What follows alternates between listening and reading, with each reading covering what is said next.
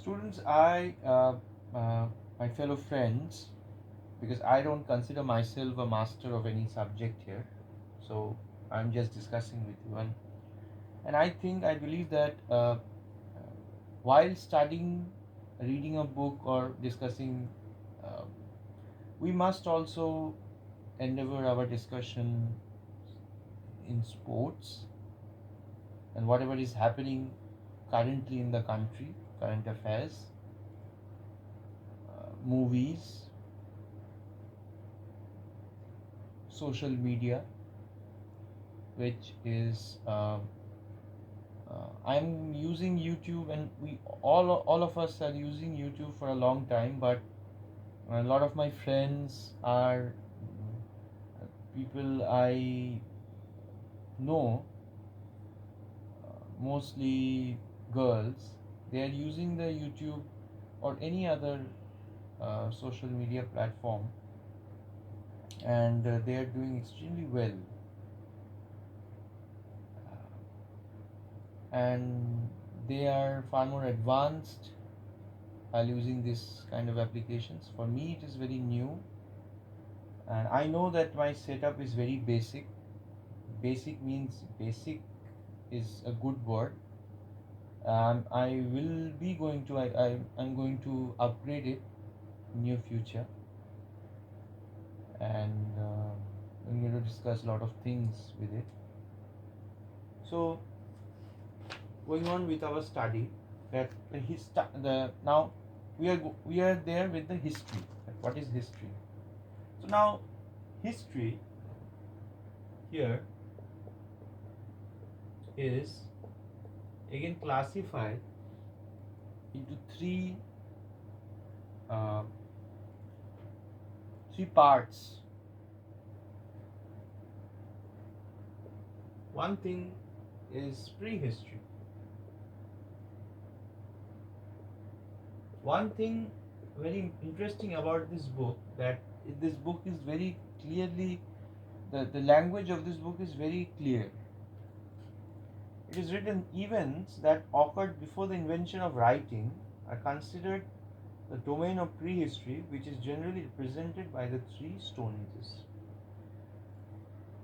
So, first thing what they have said, that whatever happened before the invention of writing.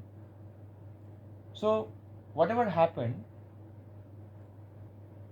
then there were human beings roaming around the world, but they don't know how to write. So, nobody, whatever happened at the time, nobody has written those things, those events, so that the upcoming generations would read those things. So there is no concept of writing things, because human beings are more interested in how to make the survival comfortable. Because at the time when people are using stones to make tools, living in the caves, living in the jungles, they don't have the luxury to think that whatever is happening every day, we are going to write those things as a journal, so that thousands years later, somebody like us, me, like you and me, would read those things and would enjoy. So that is their least of their concerns at that time.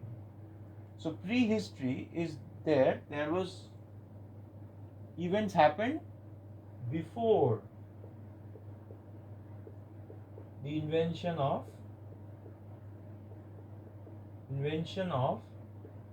writing. Before the invention of writing.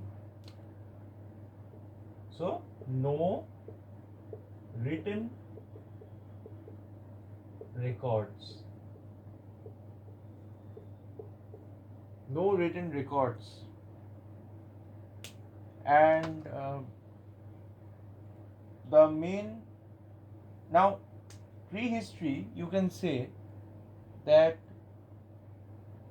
we have learned writing not very not much long ago. I mean, if you see that in India, 7,000-8,000 years ago, there was Vedic age. If you now somebody say 5,000 to 7,000 years ago, let's say 7 to 8,000 years ago, we have actually started writing, and many of the scripts of that time are still not deciphered. We don't know what they have written. We have deciphered many scripts, but we haven't deciphered the scripts of Harappan civilization. So we don't know. Still, we don't know what they have written because we don't know the language. So we can say that Earth came into being 4.5 billion years ago. Okay. Now, human beings came into this earth, Java Menon, they came 500,000 years ago, let's say 5 lakh years ago. And from that timeline, 5 lakh years ago, and the human beings, first human beings was evolved in the continent of Africa, and from Africa early humans migrated all over the world. Now it is evident that mostly 3-4 lakh years ago people started migrating to India. So from 5 lakh years from the starting point, if we are believing that early humans they evolved from the branch of chimpanzee or a gorilla from 5 lakh years ago, so they took from 5 lakh to 7 to 8,000 years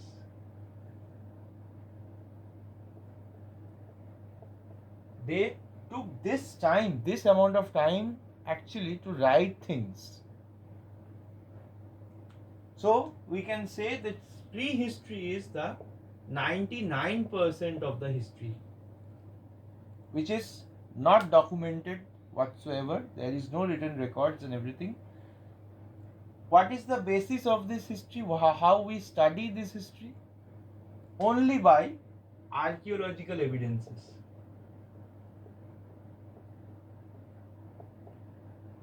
Only by archaeological evidences. What are they? Stone tools, pottery, graves,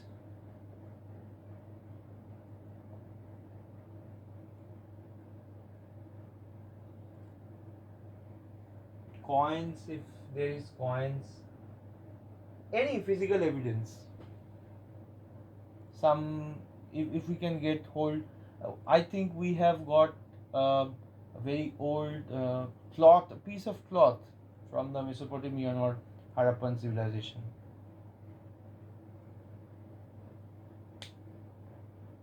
So these are the sources which we can find, and from that, and what is archaeology? Archaeology is the study of the physical evidences.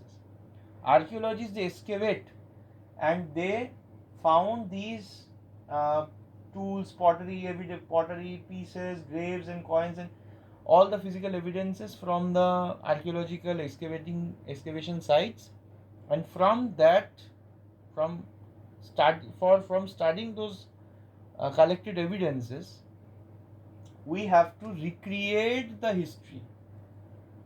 Recreate by imagination.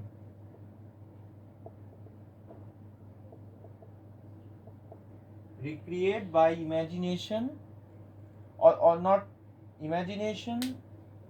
Now Imagining what? Imagining a Harry Potter world? Imagining some a Game of Thrones world? No. Imagination based on whatever physical evidences we have got.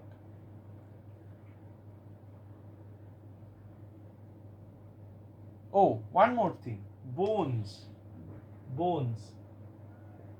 Skulls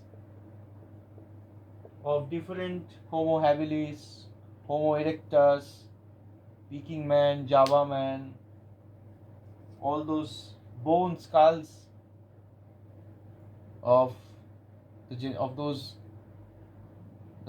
we have the whole pathway of evolution. We have recreated. Now we have artificial intelligence. We have lot of designing, and so we can obviously we know that how a Homo habilis would look like, Homo erectus would look like.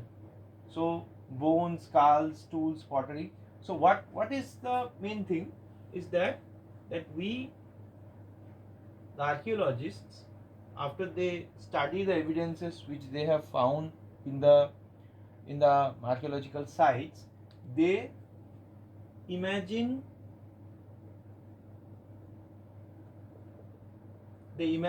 by studying the evidences. They figured out that how a Neanderthal woman or a man would look like, what kind of clothes they would wear, what kind of a house they made, how they started farming and everything. So whatever is there, they tried to recreate by imagining the history from the archaeological evidences. So this is prehistory. This part is the prehistorical part, which is the 99% of the history, 99% of the subject. Okay. Thank you.